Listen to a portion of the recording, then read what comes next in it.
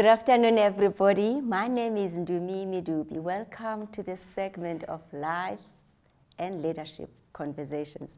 You know, just a few seconds ago, I was just thinking about what do you do when God tells you to do something that's seemingly stupid?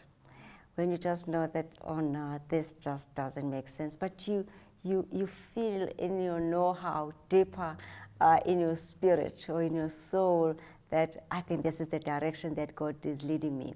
Anyway, I just want us to look at 2 Kings chapter 5, verse 14. It's an account of Naaman. He was an equivalent of the minister of defense, but this man had leprosy. So you can imagine when you're successful in life, but there's just that thing that just humbles you, that is also makes you go down on your knees. That just as a constant reminder that, hey, you don't have it all together. So I can imagine that the fact that Naaman had leprosy might have always reminded him that even though he was successful as a minister of defense, but he still had an issue, and this issue, leprosy, is in the body. He could have been worn his armor, his gear, his armory, but underneath there was this hidden problem. And how many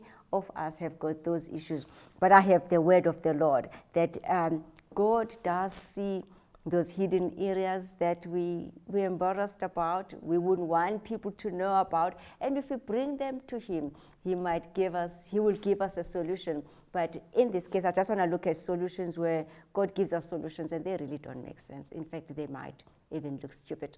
So Naaman he was from Syria, another neighboring country from Israel, and he had one of his maids was from Israel, and his maid suggested to the mistress or to Naaman's wife that, hey, there's a prophet way back in my country. He's used of God. I'd like to suggest that my master goes to him for prayer. And Naaman, in his pride, is like, no ways. You know what? I'm from a strong military country. We've defeated so many nations. That prophet must come to me. But eventually, the servant said to him, you know, sir, great as you are, you've done so many things. Wouldn't you do this insignificant thing and just go to the man of God in his nation to pray for you? And in fact, eventually, the deliverance for Naaman was very stupid, because when you go to the prophet Elisha wouldn't even go meet with him. He just sent his servant Gehazi and said, go tell Naaman to go dip himself into the river Jordan 7 times. And that infuriated him. And I had an opportunity to go to Israel and see this Jordan River coming from South Africa, beautiful land with beautiful rivers. And that Jordan River is not a big river at all. And besides that, at the time I went to Israel, it was even green. You could even think there's frogs everywhere. Anyway, enough of the river Jordan. But just like Naaman, he just felt, aren't there rivers in Syria that I could be asked to go dip myself in the Jordan River? But remembering the ways of the servant, doing the most insignificant and a thing that may make you look stupid, even though you've done great things, could save our lives. So Naaman went in and he dipped in the river Jordan 7 times. And the Bible does tell us that his skin became fresh or new or brand new, like that of a child, some versions like that of a baby or of a little boy. So imagine, had he continued in his arrogance, had he continued in his pride, he would have missed deliverance. So God delivered him using a stupid thing like dipping yourself in the river Jordan. But the story, but the end is beautiful, that he was healed, and he gave the man of God gifts which he was not interested in. But there's another account, another woman where she was broke, she was a widow, she had sons, and the creditors wanted to take the sons to sell them. And he told the prophet, hey, I've got this situation, I am so broke, I'm so poor, they even want to sell my children.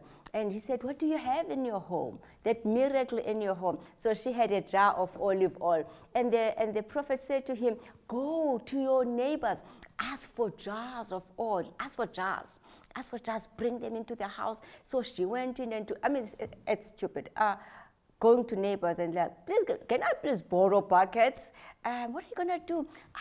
I'll bring a bucket back. She borrowed these buckets from her neighbors, helped by her sons. They lined these, I can imagine them lining these jars. And then with the jar of oil, the little jar of oil, bottle of oil, of olive oil that she had in the house, and then all she had to do, following the command of the prophet, she kept on pouring that oil into these various jars.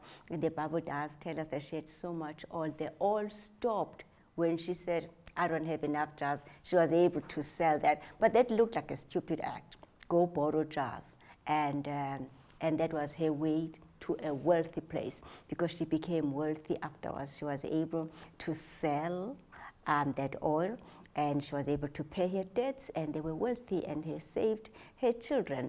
So don't despise the things that God tell you to do. They may look stupid, but they're on your way to your deliverance. Just like Naaman, you can be in a very high position. God can tell you to do stupid things to deliver you, to set you free, to bring relief to your life.